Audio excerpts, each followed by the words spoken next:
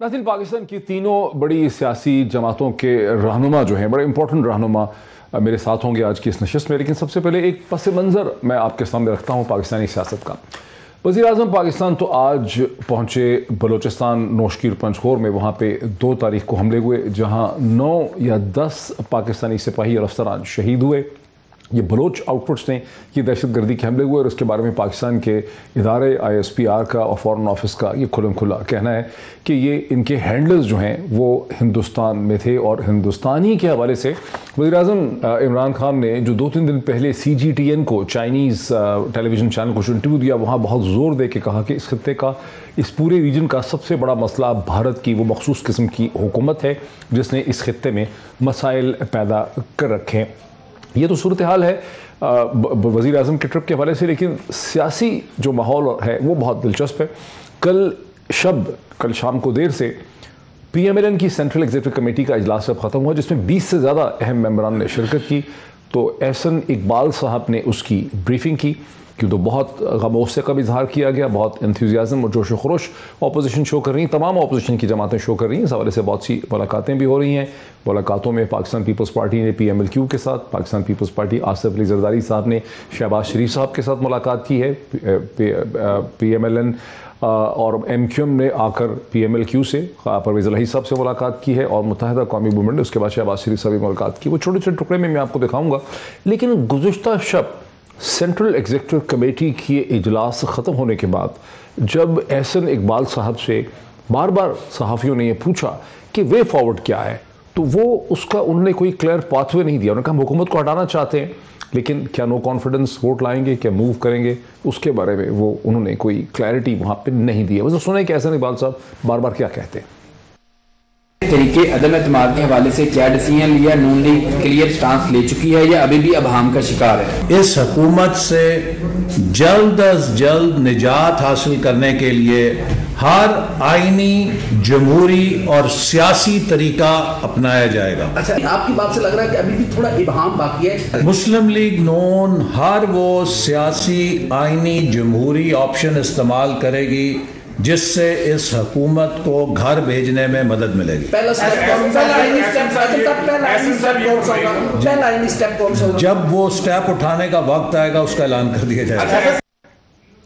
आपने ये देखा कि एहसन इकबाल साहब जो बहुत ही आर्टिकुलेट है, वो कोई क्लियर बात करना नहीं चाहते थे। उसकी वजह ये भी हो सकती है कि अपोजिशन की जमातों ने इससे पहले इत्तेहाद करके नेशनल असम्बली और सेनेट में, पार्लियामेंट में जितनी भी मूव्स लाई वो बाद में कामयाब ना हो सकें। चंद दिन पहले स्टेट बैंक ऑफ पाकिस्तान के हवाले से जो अमेंडेड बिल था वो भी कामयाब नहीं हुआ। और उसकी ये भी वजह हो सकती है कि जो मुलाकातें हो रही हैं अभी तक वहाँ पर एक असेसमेंट का प्रोसेस शामिल है। आज जब मुलाकात की PMLQ के लीडर परवेज़ इलाही साहब से MQM की एक डेलीगेशन ने, तो वहाँ बहुत दिलचस्प मुकालमा कहा परवेज़ इलाही साहब ने। वो अभी कोई सामने खदोखाल आ जाए, सामने कुछ चीज़ आ जाए। अभी तो बर्ची खाने में सामान इकट्ठा हो रहा है। अभी तो सारी बातें हुकूमत के साथ हैं, जो भी फैसला करेंगे एक दूसरे के साथ मशावरत से और मिल के ही चलेंगे। यही डेलीगेशन MQM का 2 घंटे 2.5 घंटे के बाद शहबाज शरीफ साहब से MQM के लीडर ने मुलाकात की और शहबाज शरीफ साहब ने बड़े वाशगाफ अल्फाज में उनको कहा कि अब आपको फैसला करना है कि आप हुकूमत के साथ खड़े हैं या पाकिस्तान के साथ खड़े। अपील कर दी उनसे, आपको आज पहले पाकिस्तानी बनकर सोचना होगा और उसके बाद हलीफ बनकर सोचना होगा, वगरना मैं समझता हूँ कि कौम आपसे हमेशा इसका सवाल करेगी। तो वक्त ज़्यादा नहीं, आपको फैसला करना होगा। आप अपोजिशन के साथ देंगे? देखिए, मैं ये कबल वक्त सवाल है। अभी पहले अपोजिशन कोई चीज़ तय करके अपना एक एजेंडा सामने लेके आएगी। जो हमारी गुफ्तगू हुई है वो हम जाकर अपनी हाई कमान को, अपने राब्ता कमेटी में सारी चीज़ें उनके इल्म में ले आएंगे। फिर जो भी फैसला होगा मुल्क की बेहतरी के लिए उसके ऊपर अमल करेंगे। लेकिन नाज़रीन, जो यहाँ पे अबहाम है, जो कन्फ्यूजन है, जो चीज़ें क्लियर नहीं है, वो सूरत हाल खासी आपके सामने आ गई। अब मुझे आज की इस नशिस्त में ज्वाइन कर रहे हैं PML के सीनियर रहनुमा जनाब खुर्रम दस्तगीर खान साहब। खुर्रम दस्तगीर साहब पाकिस्तान के डिफेंस मिनिस्टर रह चुके हैं, फॉरेन मिनिस्टर रह चुके हैं, कॉमर्स मिनिस्टर रह चुके हैं। PML के सीनियर तरीन लोगों में उनका शुमार होता है। मेरे साथ इस वक्त एक वीडियो लिंक के जरिए हैं। Very warm welcome to him. Pakistan Peoples Party से मुझे कमर जमान कायरा साहब ज्वाइन कर रहे हैं। 2 दफ़ा पाकिस्तान के इंफॉर्मेशन मिनिस्टर रह चुके हैं, गिलगित बल्तिस्तान के गवर्नर रह चुके हैं। वेरी वार्म वेलकम टू कमर जमान कायरा साहब एज वेल। और पाकिस्तान पाकिस्तान तहरीक इंसाफ से सीनियर रहनुमा जनाब सेनेटर वलीद इकबाल मुझे ज्वाइन कर रहे हैं, जो कि चेयरमैन है ह्यूमन राइट्स कमेटी के। इसके अलावा लाहौर यूनिवर्सिटी मैनेजमेंट साइंसेज में पढ़ाते भी हैं, शोबे से वकील हैं, कानूनदान हैं। Very welcome to all my guest. अगर मैं खुर्रम दस्तगीर साहब से आगाज़ कर सकूँ। खुर्रम दस्तगीर साहब, क्या वजह है कि कोई क्लैरिटी नहीं है और PMLN जोशो खरोश बहुत है? अगर आप मरीम नवाज साहिबा के ट्वीट्स देखें, गुस्सा बहुत है, अज़म का बहुत इजहार किया जा रहा है, लेकिन क्लैरिटी नहीं है कि PMLN करना क्या चाहती है। जी, क्लैरिटी इस बात पर है, हमारा जो नस्फ़ लैन है वो ये है कि फौरी तौर पर पाकिस्तान में साफ, शफाफ और गैर आइनी मुदाखलत से पाक इंतखाबात हो। इमरान खान की हुकूमत को गिराना उसके रास्ते में एक संगे मील तो हो सकता है, लेकिन वो हमारी मंजिल नहीं है। तो लिहाजा अभी इसकी जो तमाम मुशावरत है दूसरी अपोजिशन की जमातों से वो जारी है। हमारे पास 3 ऑप्शंस मौजूद हैं कि या पंजाब में तहरीक अदम एतमाद लाई जाए, कौमी असम्बली में स्पीकर के खिलाफ लाई जाए, या वज़ीर आज़म के खिलाफ लाई जाए। तो ये तीनों ऑप्शंस जो हैं वो टेबल पर हैं, इन पर गुफ्तगू हो रही है। लेकिन ऑप्शन हम तो वही चुनना चाहेंगे जो हमें कम से कम वक्त में नए गैर मुदाखलत वाले इंतखाबात तक लेकर जाएगा। इसमें बहुत अहम बात यह है कि वो जो 10 महीने पहले एक तातुल आया था, तनाव आया था पाकिस्तान मुस्लिम लीग नून और पाकिस्तान पीपल्स पार्टी में, उनकी आला तरीन क़यादत जो है वो 5 तारीख को लाहौर में एक छत के नीचे जमा थी। आसिफ जरदारी साहब भी, बिलावल साहब भी, और शहबाज शरीफ, मरियम नवाज और हमदा शबाज। तो लिहाजा मुकम्मल तौर पर जिसे मैं कहता हूँ कि लाइनें अब सीधी हैं, और आने वाले दिनों में इन ऑप्शंस में से जिसका भी इंतखाब किया जाएगा, तमाम कैलकुलेशन के बाद वो फिर फैसला आपको सुना दिया जाएगा। ठीक है, बहुत इंटरेस्टिंग है कि PMLN जो है वो बड़ी क्लियर है कि उसको एक साफ शफाफ इंतखाबात फौरी तौर पे चाहिए। उसके लिए 3 ऑप्शंस हैं। PMLN को देखती है या पंजाब में एक अदम एहतमाद की तहरीक लाई जाए, या नेशनल असम्बली में स्पीकर के खिलाफ लाई जाए, या फिर खुद सीधा सीधा वज़ीर आज़म इमरान खान के खिलाफ लाई जाए। और पीपल्स पार्टी और PMLN में राब्ते बहुत बढ़ चुके हैं। कमर ज़मान कारा साहब, आप 2 दफ़ा पाकिस्तान के इंफॉर्मेशन मिनिस्टर रह चुके हैं।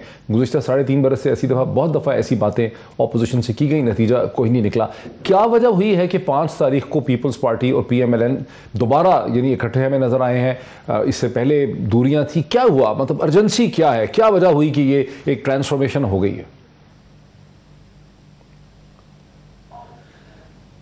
भाई, बात यह है कि सियासी जमातों को पाकिस्तान के किसी मुल्क के अवाम की सियासत करनी है ना, उनके मसाइल की सियासत करनी है, उनके जज्बात की तर्जुमानी करनी है। हमारी दानिश में हम जो अपोजिशन की जमातें हैं, हम समझते हैं कि मौजूदा हुकूमत पाकिस्तान के लिए बहुत बड़े मसाइल का बायस है। हुक्मरान इससे मुख्तलिफ सोचते होंगे, हो सकता है आपका ख्याल भी उन जैसा हो कि पाकिस्तान बहुत अच्छा चल रहा है। मैं तो वही बात कर सकता हूँ जो मैं समझता हूँ, या जिन लोगों का मैं नुमाइंदा हूँ जो मुझे कहते हैं कि इस गवर्नमेंट से जान छुड़ाओ। खुर्रम उसी की बात कर सकता है, हम अपोजिशन के लोग जो समझते हैं।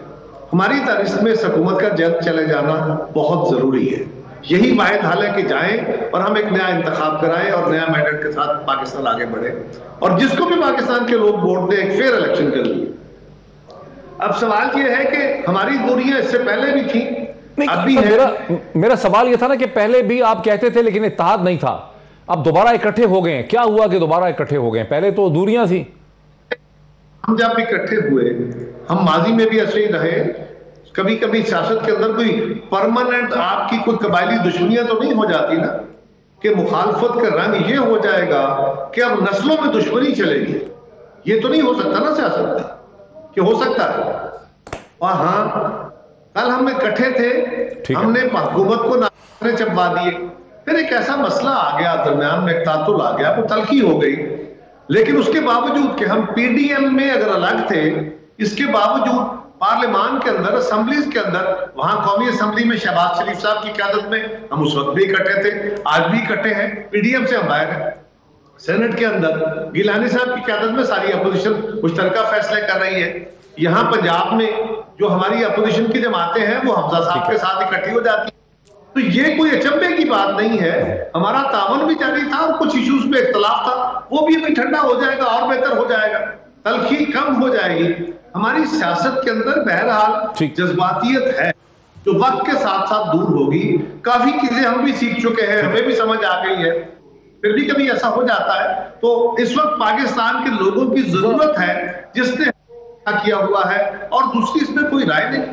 ठीक है, जरा इसमें हुकूमत को आने दीजिए। सेनेटर वलीद इकबाल साहब, कारा साहब की बात जो मुझे समझ आई है कि जो कोई भी वजूहात थी, जो दूरियां थी, जो टेंशन थी, तलखियां थी, वो आहिस्ता आहिस्ता खत्म हो गई हैं। असेंबली में, पार्लियामेंट में भी जमातें आपस में कोऑपरेट कर रही हैं, और एक समिट मीटिंग उनकी जो है वो 5 जनवरी को हो चुकी है, जहां आसिफ अली जरदारी साहब ने शहबाज शरीफ साहब के साथ मुलाकात की। अब ये दोनों जमातें मुत्तहद हैं, आपकी हुकूमत के खिलाफ अदम एतमाद भी ला सकते हैं, सड़कों पर भी निकल सकते हैं। खौफजदा हैं आप, परेशान हैं, क्या है राह अमल आपका?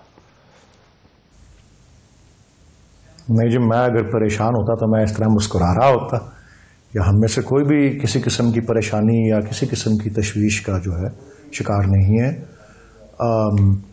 ये वो तो शायर ने कहा था ना, क्या क्यों इतना मुस्कुरा रहे हो, क्या गम है जिससे छुपा रहे हो? नहीं जी, मैं एक शेर पे भी आऊंगा, लेकिन अभी थोड़ी सी 1-2 मिनट के बाद मैं अर्ज करना चाह रहा हूं कि मैं एक बात तो तस्लीम करता हूं कि जो खुर्रम दस्तगीर साहब ने ऑप्शंस बताई, एटलीस्ट ये बिल्कुल आईनी तरीका है कि अदम एतमाद लाना किसी स्पीकर के या CM के या PM के या चेयरमैन सेनेट के, ये बिल्कुल आईनी तरीका है, इसमें कोई वो ठीक इससे कोई वो नहीं है इख्तलाफ। लेकिन ये आपको क्या एतराज है? वो आईनी तरीका करना स्टैट्यूट बुक पे ये है, मैं ये नहीं मैं कह रहा हूँ एतराज कोई नहीं है ना, मैं तो कह रहा हूँ ये करें, लाएं, आगे कोशिश कर चुके हैं ना पहले 3.5 साल से ये जो तरीक़ेकार कर रहे हैं। PDM बनी, फिर वो PPP उसमें से निकली, फिर ANP उसमें से निकली, अभी तक तो 3.5 साल में तो कुछ नहीं हो सका। अगले 1.5 साल में जो कुछ कर सकेंगे, मैं ऐसा इसके कोई इम्कान जो है मैं नहीं समझता कि है। क्या वजह है? मतलब आपको क्यों शक करना चाहता हूं, आपको क्यों शक है जब वो इतने मुत्तहद नजर आते हैं? खुर्रम दस्तगीर साहब, कायरा साहब आपको सुन रहे, क्या वजह है कि आप शक कर रहे हैं इनकी नीयत के ऊपर?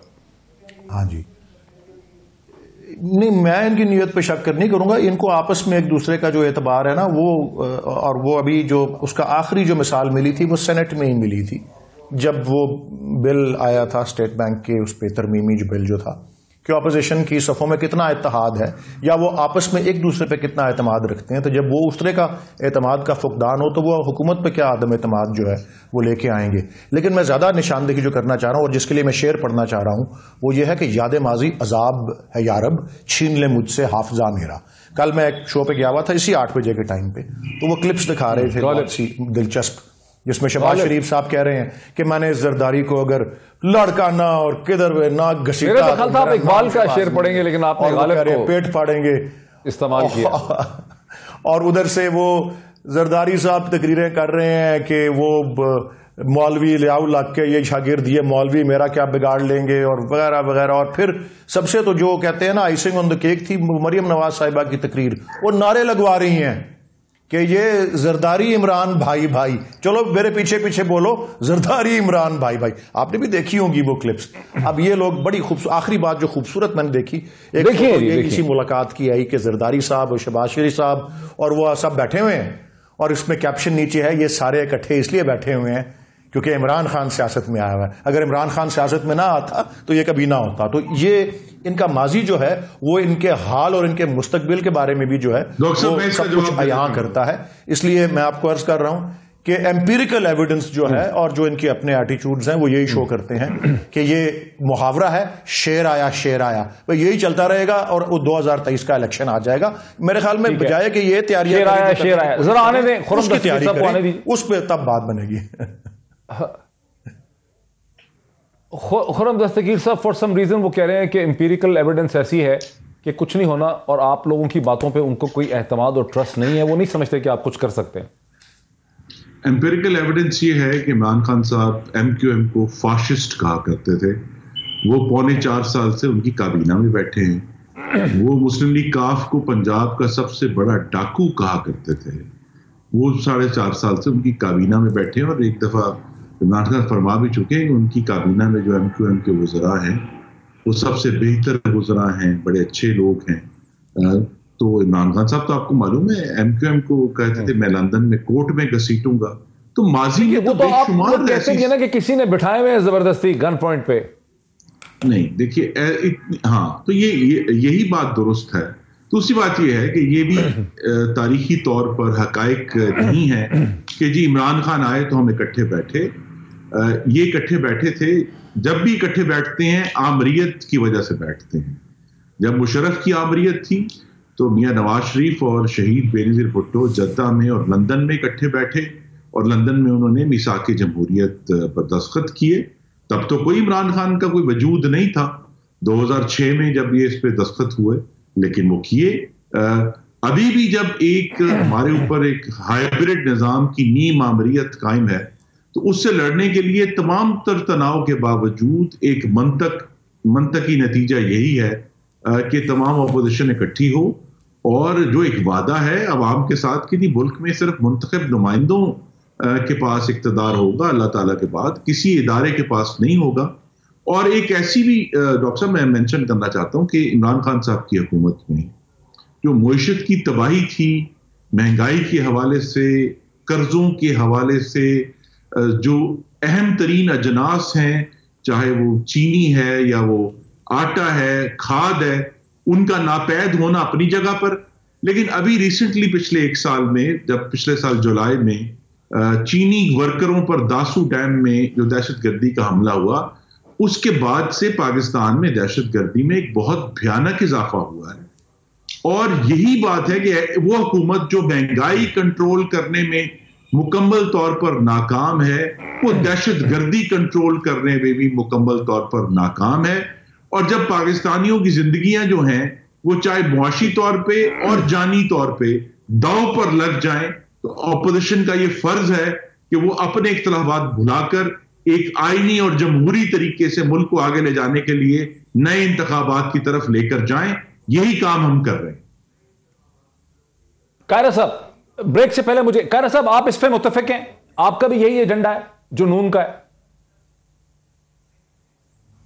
अच्छा कायरा साहब, मैं पहले ब्रेक ले रहा हूं बिकॉज बिल्कुल मुझे ब्रेक लेनी थी। इस पे मेरा ख्याल था मैं आपको जस्ट का एक ब्रेक लेते हैं, ब्रेक के बाद कायरा साहब का इस पे मौक़िफ़ लेते हैं after the break. Welcome back. मेरे साथ 3 बहुत अहम रहनुमा हैं पाकिस्तान की तीनों बड़ी सियासी जमातों के। मेरे साथ हैं खुर्रम दस्तगीर साहब PMLN से, मेरे साथ हैं कायरा साहब PPP से, सेनेटर वलीद इकबाल तहरीक इंसाफ से। वक्त से पहले खुर्रम दस्तगीर साहब ने अपना एक एजेंडा बताया कि बेसिकली तौर पर इमरान खान की हुकूमत से छुटकारा हासिल करने की वजूहात क्या हैं, और मैं पूछना चाह रहा था कमर ज़मान कायरा साहब से, कायरा साहब क्या यही एजेंडा आपका भी है या इसमें कोई एडिशनल पॉइंट आपका है, या आप इस पर मुत्तफिक हैं और आप दोनों के दरमियान इतफाक हो चुका है?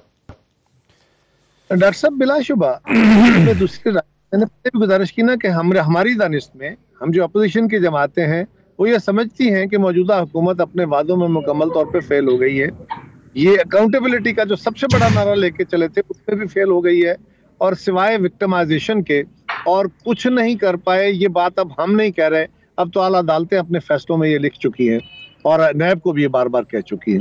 तो जो हुकूमत पाकिस्तान की महंगाई में कंट्रोल नहीं कर सकी, बेरोजगारी कंट्रोल नहीं कर सकी, जो पाकिस्तान की इकोनॉमी को सीधा नहीं कर सकी, और इकोनॉमी में भी अगर ग्रोथ आई है तो वो ऐसी ग्रोथ है जिसके नतीजे में दौलतमंदों की दौलत में इजाफा होता जा रहा है और गुर्बत के पहाड़ और गुर्बत की अथाह गहराइयां जो हैं वो भी बढ़ती जा रही हैं।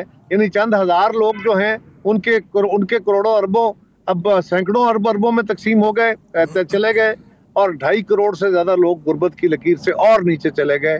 ये अगर ग्रोथ है तो ऐसी ग्रोथ पाकिस्तान को नहीं बचा सकती, नहीं चला सकती।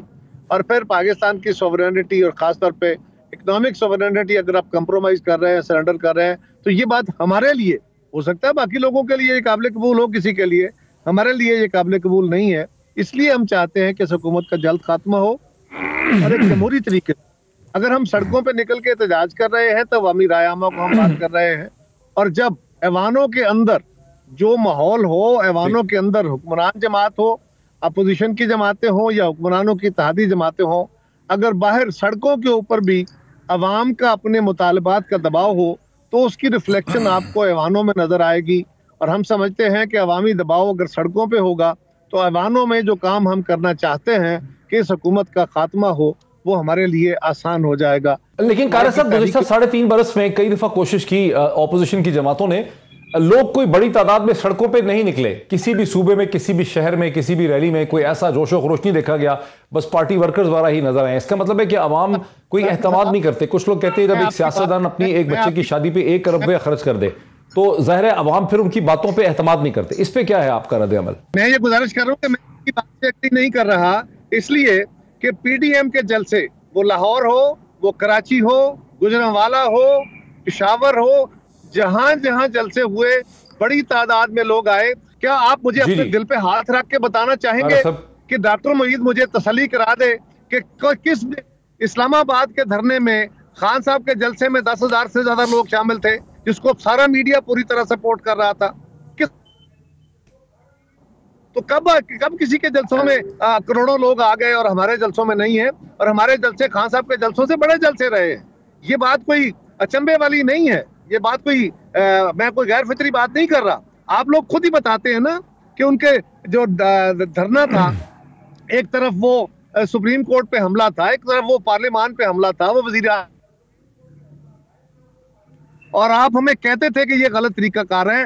आज हमसे हम वो काम करेंगे, लेकिन ये बात बहरहाल दुरुस्त है कि वहां चंद हजार लोगों को बहुत बड़ी तादाद दिखाई जाती थी। कायरा साहब आपकी आवाज कट रही है बार बार, मैं जरा सेनेटर वलीद को भी ले लूं। अब बिल्कुल सही कह रहे हैं कायरा साहब, आखिरी दिनों में धरने में सिर्फ 400 लोग थे, लेकिन पहला जो दिन थे, पहले 2-3 दिन थे, वहां अंदाजन 30,000 के करीब लोग थे। लेकिन ज़ाहिर है लाखों के लोग तो कभी किसी जलसे में नहीं आए। मीनार पाकिस्तान की टोटल कैपेसिटी 1 लाख है, हर सियासी जमात कहती है 10 लाख, 15 लाख, 20 लाख लोग वहां पे थे, वो तो अपने अपने होते हैं, लेकिन 1 लाख कुछ हज़ार की टोटल कैपेसिटी है, जो कि लाहौर पुलिस ने एस्टिमेट कर रखी है कि अगर 1-1 इंच पे बंदा खड़ा हो जाए तो 1,25,000 लोग ही वहां पे आते हैं। वलीद साहब, आपकी मुश्किल बहुत यह है, वो कहते हैं अवाम का गुस्सा है, बात इशारा उनका महंगाई की तरफ है। IMF के अभी 2 आपने टोटल बिलियन डॉलर लिए हैं, तो चीखें अवाम की आपने निकाल दी हैं। अभी आपने मजीद 3 कैशे, एक तो भी आपने चले पास करवा लिया, 2 कैशे सितंबर तक आपने IMF के और लेने हैं बिलियन डॉलर के। इसमें इतनी चीखें निकलेंगी आम आदमी की, तनख्वाहदार आदमी की, गरीब आदमी की, कि आपकी हुकूमत का तो मुस्तकबिल तारीक हो जाएगा। देखें जी, जिस कार्रवाई की ये निशानदही कर रहे हैं दोनों जो आपके मेहमान हैं, इसके लिए एक अददी जो है एक स्ट्रेंथ चाहिए होती है। जिस एक ऐवान में वाकई अददी इनके पास कुव्वत है, उस ऐवान में तो कुछ कर नहीं सके, तो बाकी ऐवानों के अंदर और हमारी हलीफ जमातों में अभी कल जरदारी साहब की मुलाकात हुई है, जरदारी साहब की मुलाकात हुई है उधर चौधरी शुजात साहब और परवेज इलाही साहब से। उन्होंने साफ साफ कहा है कि जी हम तो अपने PTI के साथ 2023 तक हैं। उन्होंने किसी अदम एतमाद में शरीक होने का नहीं हामी भरी।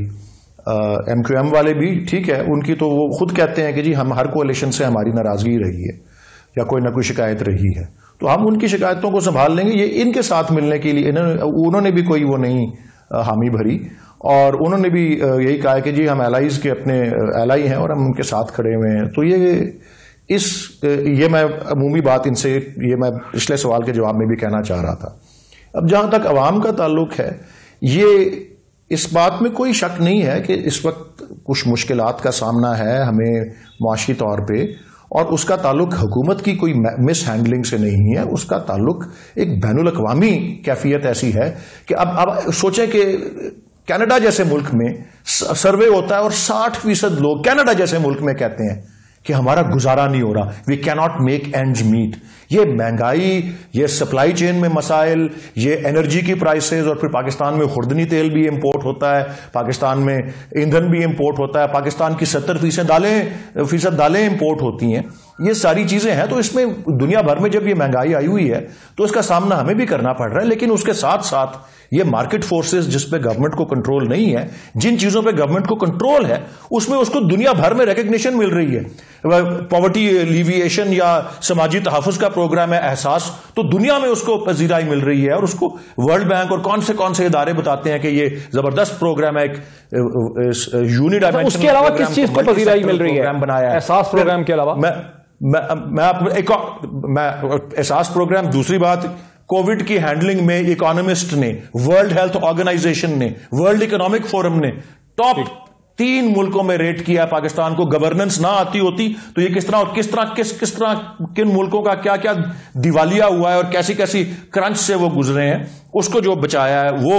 उसके बाद आपकी ये जो क्लाइमेट चेंज के हवाले से बोरिस जॉनसन जैसे लोग यूनाइटेड नेशंस के अंदर अपनी तकरीर के अंदर कहते हैं कि ये जो है इमरान खान, प्राइम मिनिस्टर इमरान खान और उनकी गवर्नमेंट की मिसाल जो है वो हमको लेनी चाहिए। फिर आपका कई दुनिया के डेवलप्ड तरीन मुल्कों में जो मौजूद नहीं है, यहां पे कह रहे हैं ना हम इलेक्शन के अपने वादे पूरे नहीं किए। हमारा वादा था सबसे बेहतरीन डेवलपमेंट ह्यूमन डेवलपमेंट है, और आपने देख लिया मैंने एहसास प्रोग्राम का बताया, और फिर उसमें ही ये महंगाई के दौर में वो 30% की जो टारगेटेड सब्सिडी है, एहसास राशन वाला प्रोग्राम जो है वो गरीब लोग जो गवर्नमेंट कर सकती है, गरीब लोगों के लिए वो कर रही है। और फिर वो हेल्थ कार्ड वाला, हेल्थ कार्ड और यूनिवर्सल हेल्थ इंश्योरेंस क्रिएट करेंगे डायरेक्टली इनडायरेक्टली प्राइवेट सेक्टर से। 50 लाख घर बनाने थे, वो सब कुछ भी तो था ना, वो तो नहीं हो सका। बहरहाल खुर्रम दस्तगीर साहब, आप बार बार महंगाई की बात करते हैं, जैसे कि कायरा साहब ने भी कहा कि चूंकि लोग महंगाई से बहुत तंग हैं, हुकूमत का ही कहना है कि महंगाई से तनख्वाहदार लोग बहुत तंग हैं, और पाकिस्तान की जो बड़ी कॉरपोरेशन और बिजनेस कंपनीज हैं उन्होंने तकरीबन 1 खरब रुपया 980 या 82 अरब रुपए का उन्होंने प्रॉफिट पोस्ट किया है फेडरल बोर्ड ऑफ रेवेन्यू के अकाउंट्स में। तो 1 खरब रुपए का प्रॉफिट पोस्ट किया। आज भी वजीर आजम ने कहा कि इन्हें चाहिए कि तनख्वाहें जो है लोगों की बढ़ाएं। दूसरी तरफ आम आदमी ये देखता है कि हर सियासतदान अरबपति है। हाल ही में एक बहुत मुमताज सियासी शख्सियत जो है, नाम मैं लेना नहीं चाह रहा, उन्होंने अपने साहिबजादे की जब शादी की तो अंदाजन 1 अरब रुपया उस पर खर्च किया। सिर्फ 14 करोड़ रुपए की तो उन्होंने गाड़ी दे दी जो टैक्सेशन के रिकॉर्ड में आती है। तो जब अवाम देखते हैं कि सियासतदान इतने अमीर हैं और अब वही सियासतदान कहते हैं कि अवाम मर गए भूखे, हम उनकी खातर लड़ना चाहते हैं जहाद, तो उनकी यकीन नहीं कर सकते। एक डिस्कनेक्ट है, क्रेडिबिलिटी इशू है। डिस्कनेक्ट ये है कि आज एफपीआर ने एक नोटिफिकेशन जारी किया है डॉक्टर साहब, जो ये कहता है कि सदर ममलिकत, वजीर आजम, गवर्नर और एक्टिंग गवर्नर्स, उनके जो ये इदारे हैं वो जब खरीदारी करेंगे तो उन पर 17% जीएसटी नहीं लगेगा। अवाम की डबल रोटी पर 17% लगा हुआ है, दूध पर 17% लगा हुआ है, दवाइयों पर लगा हुआ है, लेकिन सदर ममलिकत, वज़ीर आज़म और गवर्नर हजरात जो हैं उन्होंने अपने आप को उससे ये इनके ऑफिसर्स को एग्जम्पशन दिया है कि इनके पर्सनल एक्सपेंडिचर पे जी उन्होंने कहा है कि इनके ऑफिसर्स को दी होगी एग्जम्पशन। सैलरी एक्सपेंडिचर का नाम दिया गया है कि उनकी सैलरी से जो एक्सपेंडिचर करेंगे, ज़ाहिर सैलरी तो पर्सनल ही है ना, सैलरी तो इदारा नहीं है। Very interesting. तो सैलरी को उन्होंने आज एफपीआर ने दे दिया है। तो ये सही कह रहे हैं आप। जी डिस्कनेक्ट यहां है डॉक्टर साहब। सेनेटर साहब, इसका आपको वली साहब जवाब देना चाहिए कि क्या इमरान खान और सदर बाद में दे सैलरी पे खर्चा करेंगे उसमें से टैक्स नहीं लगेगा? जी वो एफबीआर का नोटिफिकेशन है, उसको या तो विथड्रॉ कर इसके जो, लेकिन असल ये है कि मुल्क में बैक वक्त जो महंगाई, देखिए जो अहम बात ये है कि प्लीज मेरी गुजारिश है, याद की बात सुन ले फिर देंगे आप। जी खुर्रम साहब, गरीबों को उठाकर कनाडा ले जाएं, क्योंकि पाकिस्तान के गरीब तो कोविड आने से 10 महीने पहले अगस्त 2019 में डॉक्टर साहब पाकिस्तान में जो फूड इन्फ्लेशन थी वो डबल डिजिट्स में गई थी। आज तक वो 2.5 साल बाद इस हुकूमत के कंट्रोल में नहीं आई। अब क्या हुआ? भैया गैस और खाद गायब है, उनकी जो नापैद होना है वो बढ़ रहा है, महंगाई बढ़ रही है, कर्जे बढ़े, 20,700 अरब के कर्जे ले चुके हैं, रिकॉर्ड कर्जे पर पूरी पाकिस्तान की तारीख के 70% कर्जे ये ले चुके हैं अपने 3.25 साल में। बैरूनी गुलामी बढ़ रही है और ये सारी चीजें बैक वक्त बढ़ रही हैं। तो पाकिस्तान की अवाम अगर अजियत से चीखेंगे नहीं, कराएंगे नहीं और ऑपोजिशन के ऊपर ये प्रेशर नहीं डालेंगे कि जनाब ये हमें रिलीफ दिलाएं, तो हम इस रिएक्ट करें। दूसरी बात ये देखिए, ये मेरी गुजारिश है कि हम ठीक है जलसों के नंबर्स पर बहस कर लेते हैं, पर हमें जलसों से ज्यादा हमारे पास सर्टिफाइड नंबर्स हैं खैबर पख्तूनख्वा के बल्दियाती इंतखाबात के पहले मरहले के, जहां ऑपोजिशन की जमातों के कंबाइंड वोट्स पीटीआई से 3 गुना से भी ज्यादा हैं। पीटीआई को 2,38,000 वोट पड़ा पहले मरहले में, ऑपोजिशन की जमातों को 8,23,000 वोट पड़ा। तो वो हमारा नंबर हमारे सामने ये भी नंबर है कि पूरे मुल्क में सेनेट में जहां आपकी मेजॉरिटी है, मैं जलसे की बात नहीं कर रहा, उनका कहना है कि जहां सेनेट में आपकी अक्सरियत थी वहां पर भी आप कुछ कर ना सके। वजीराबाद हो, डस्का हो, खुशाब हो, खानेवाल हो, पाकिस्तान के अवाम पीटीआई को वोट नहीं डाल रहे। हम मुस्तकिल तमाम ज़िमनी इंतखाबात अल्लाह ताला के करम से और अवाम की हमायत से जीते जा रहे हैं। तो ये नंबर तो ये काउंट हो रहा है ना, जहां जिसके ऊपर ये फैसला होना है कि पाकिस्तान के अवाम जब बैलेट बॉक्स पर जाकर अपनी राय देते हैं तो क्या है, और वो राय पाकिस्तान तहरीक इंसाफ के सख्त तरीन खिलाफ। सर अली साहब, बड़ा अहम सवाल रेज कर दिया खुर्रम दस्तगीर साहब ने, बहुत ही इंपॉर्टेंट ये क्वेश्चन है। सुना दूं, ये उनके हाथ में, खुर्रम दस्तगीर साहब बड़ी तैयारी करके आते हैं। Senator Waleed, imported under the president salary allowances and privileges act, goods imported under the Prime Minister's Salary Allowances and Privileges Order 1975, goods imported under the Governor's Salary Allowances and Privileges Order 1975, and goods imported under the Acting Governor Allowances and Privileges Order 1978, withdrawn the 17% GST. अगर आप चाहते हैं तो मैं आपको खबर भेज भी देता हूं। ये सेनेटर वलीद साहब, ये क्या चीज है? अब जाहिर है कागज उनके हाथ में मैंने देखा नहीं है। सेनेटर वलीद, ये क्या चीज है? जी हाँ जी, देखें, मैं इसके बारे में आपको ज़रूर अर्ज़ कर देता हूँ। मैंने जो FBI की इस तरह की नोटिफिकेशन देखी है वो किसी ने मुझसे शेयर की थी। ये भी ज़रूर होगी, मैं इस पे आता हूँ। जो मैंने देखी है मैं उसका बता देता हूँ, और ये उससे मिलती जुलती ही है, इसका भी मैं आपको एक्सप्लेन कर देता हूँ। जो मैंने देखी है उसका ताल्लुक जो हमारे यहाँ सफारती मिशंस हैं, सफारतकार, जो सफारत खाने हैं, जो सफ़ीर हैं, जो अमला है उनकी जो अशिया इंपोर्ट होती हैं दुनिया भर में, ये आपस में मुल्कों के जो ताल्लुकात होते हैं बाहमी, उसका एक ये हिस्सा होता है कि डिप्लोमेट्स जो हैं उनके लिए उनकी जो खासकर उनके इस्तेमाल की चीज़ें जो इंपोर्ट होती हैं वो उसमें काफ़ी खाने पीने की अशिया भी, रोज़मर्रा के इस्तेमाल की अशिया भी, उनकी कॉमिसरीज होती हैं, प्लस वो कार्स वगैरह को भी इंपोर्ट करते हैं, उस पर ड्यूटी नहीं होती। और वो इस जो अमेंडमेंट बिल था उसमें गालिबन या उसके किसी तो समझ आता है SRO के जरिए वो आयद कर दी गई। तो जी, और वो लेकिन वो तो समझ आता है, जो खुर्रम दस्तगीर साहब कागज पढ़ रहे हैं ये समझ नहीं आता। उसी खबर में डिप्लोमेट को तो समझ आता है, खुर्रम दस्तगीर साहब तो और बात आपको भिजवा भी दिया और खबर भी भिजवा दी है। नहीं, आप पैराग्राफ डिस्प्ले कर सकते हैं। अब मैं इसका बगैर उसको पढ़े हुए मैं इसका जवाब इस तरह दे सकता हूं कि वो उसी तरह है जिस तरह ये फॉरेन मिशंस वगैरह के पास ये होती है। देखें, प्रेसिडेंट के और गवर्नर के या दीगर जिनके भी ये नाम ले रहे हैं आईनी वज़ीर आज़म के, इनकी जो सैलरीज और इनकी जो मराआत होती हैं, इसके ऊपर एक कानून बना हुआ है। हर एक केस, गवर्नर का अलग कानून है, प्राइम मिनिस्टर का, प्रेसिडेंट का अलग कानून है जो उनकी मराआत और उनकी सैलरीज के बारे में है। नंबर 1, उसमें ये जो इन्होंने पढ़ा है उस पर उनमें इनकम टैक्स की कोई छूट नहीं है। उसमें यही है कि उन कवानीन के तहत अगर कोई शय इंपोर्ट की जाती है, और ये गवर्नर्स हाउस की गाड़ियां और ये जो प्राइम मिनिस्टर हाउस की गाड़ियां, ये किसी की जात की नहीं होती, ये तोशे खाने से निकाल के लेने का इल्जाम जरूर लगा हुआ है, लेकिन वैसे जो ओहदे के तौर पे और गवर्नर हाउस और प्राइम मिनिस्टर हाउस और प्रेसिडेंट हाउस, उसके लिए कोई इफेक्ट्स, उसके लिए कोई व्हीकल्स, उसके लिए कोई अशिया अगर इंपोर्ट की जाती हैं तो इंपोर्ट स्टेज पे उसको जो है इससे मुस्तस्ना कर दिया गया है। ये किसी की जात को फायदा पहुंचाने के लिए नहीं है, ये उन ओहदों के लिए है या उन एस्टेब्लिशमेंट्स के लिए है जो जिसमें ये आईनी ओहदेदार जो हैं वो रिहाइश रखते हैं। मैं इसको पढ़े बगैर ये कह सकता हूं, मुझे समझ इसकी आ गई, और उसी किस्म का इस्तेमाल है जो कि सफीरों को मिला होता है। आपने तो दूध पर उठाना और कुछ नहीं है। आपने सदर और वजीर आजम के घरों की सज्जों के लिए जो चीजें इंपोर्ट होनी है उनके ऊपर से सेल्स टैक्स उठा दिया। उठाना तो डबल रोटी के ऊपर से था, उठाना तो दूध के ऊपर से था, उठाना तो दवाइयों के ऊपर से था, उठाना तो जो ज़राई अद्वियात हैं उनके ऊपर से था, उनके ऊपर से नहीं उठाया। सदर और वजीर आजम को इस्तिस्ना दे दिया। फिर यही बात हो गई ना कि असल में एक नहीं दो पाकिस्तान। जी, मुझे ब्रेक लेनी है। आपने जो मुझे भेजा वो मैं पढ़ रहा हूँ, उसको ड्रॉप करने की कोशिश कर रहा हूँ। एक ब्रेक लेने, ब्रेक के बाद आके इसको करते हैं। कायरा साहब का कनेक्शन भी हमसे डिस्टर्बेड रहा, उम्मीद है कि वो हमसे कनेक्शन भी उनका जुड़ जाएगा। आफ्टर द ब्रेक बात होती है। जी नाज़रीन, वेलकम बैक। चूंकि कन्फ्यूजन सी थी क्रिएट हुई जबकि कायरा, चूंकि खुर्रम दस्तगीर साहब ने ये एक्सप्रेस ट्रिब्यून की स्टोरी जो है जो दिखा तो मैंने अभी सकरा स्क्रीन पे, बिकॉज अभी इतनी जल्दी से नहीं दिखाई जा सकेगी, जिसका उन्वान है कि FBI withdraws 17% tax on the diplomats imports.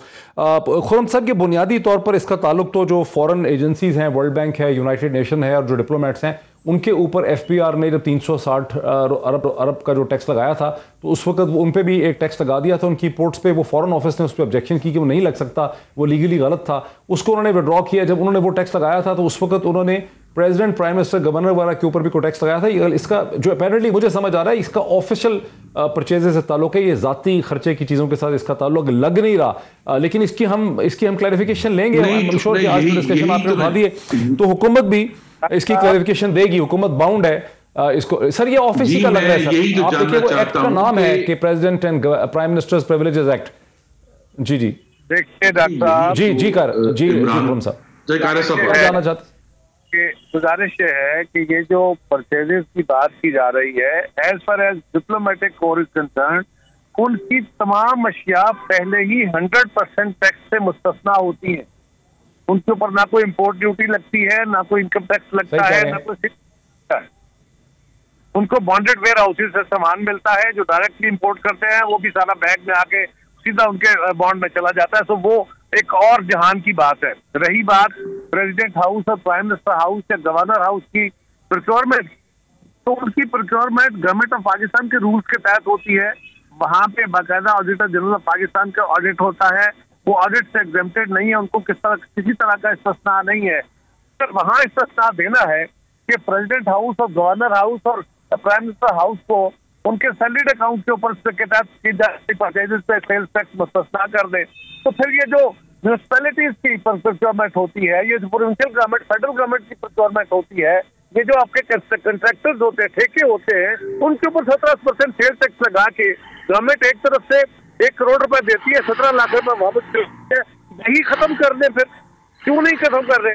ये डबल टैक्सेशन करके ये तरीकन गलत बात है। इसमें इनको समझ नहीं है, एक अजीब से कंफ्यूजन में कायरा साहब आप सही फरमा रहे हैं, कायरा साहब आप सही फरमा रहे हैं असूली तौर पे।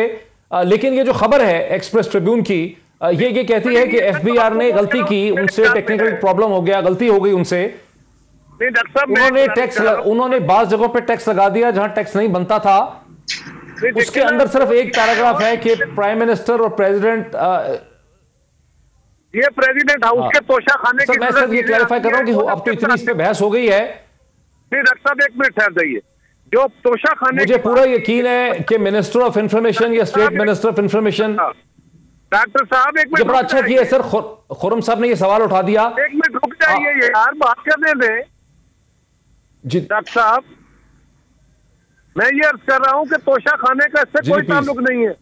तोशा खाने के अंदर वो चीजें रखी जाती हैं जो बाहर से गिफ्ट मिलते हैं प्रेसिडेंट को, प्राइम मिनिस्टर को ऑफिशियली, वो तोशा खाने में जाते हैं। उनकी लोकल प्रोक्योरमेंट का कोई ताल्लुक नहीं है उसके साथ। वो इंपोर्ट भी करेंगे तो ड्यूटी देंगे। और प्रेसिडेंट हाउस और प्राइम मिनिस्टर हाउस की गाड़ियां टैक्स से एग्जेम्प्टेड नहीं होती, ये पहले चेक करें। तो ये गलत बात की जा रही है। तोशा खाना और चीज है। अच्छा, बिल्कुल सही कह रहे हैं आप सर। मेरे पास एक्चुअली वक्त थोड़ा था चूंकि पिछले सेक्शन में हमने वक्त ज्यादा ले लिया था। मैं वलीद साहब, मेरी आपसे ये रिक्वेस्ट है कि चूंकि सवाल उठाया खुर्रम दस्तगीर साहब ने और कायरा साहब ने भी इसके ऊपर एक पोजीशन ली है, तो हम एक तवक्को करते हैं as a television channel 92 news के minister of information Fawad Chaudhry साहब या स्टेट मिनिस्टर जो है वो इसकी एक्सप्लेनेशन दे देंगे। मुझे वैसे लग रहा है कि ये ऑफिशियल एक्सपेंडिचर है, जिस तरह से लैंग्वेज उसकी कंस्ट्रक्ट हुई हुई है, और वो एफबीआर ने पहले टैक्स इंपोज कर दिया था, कुछ दिनों बाद पता चला कि नहीं हो सकता था, तो वो वापस नहीं हो सकता पाकिस्तान। सर मैं कब कुछ कह रहा हूं, मैं सिर्फ समझा रहा हूं लोगों को। जो अखबार में लिखा हुआ है अंग्रेजी में, उसको मैंने पढ़ के सर बताया है खाली कि उसका मतलब क्या बनता है।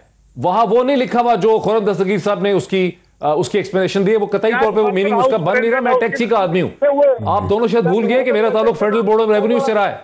मैं एफबीआर में काम कर चुका हूं सर, लैंग्वेज समझता हूं टैक्स की, इसलिए मैं एक्सप्लेन कर रहा हूं कि ताकि लोग उसको मिसलीड ना समझें। मैंने एफबीआर में ही काम किया सर, मैं फेडरल बोर्ड ऑफ रेवेन्यू में ही था।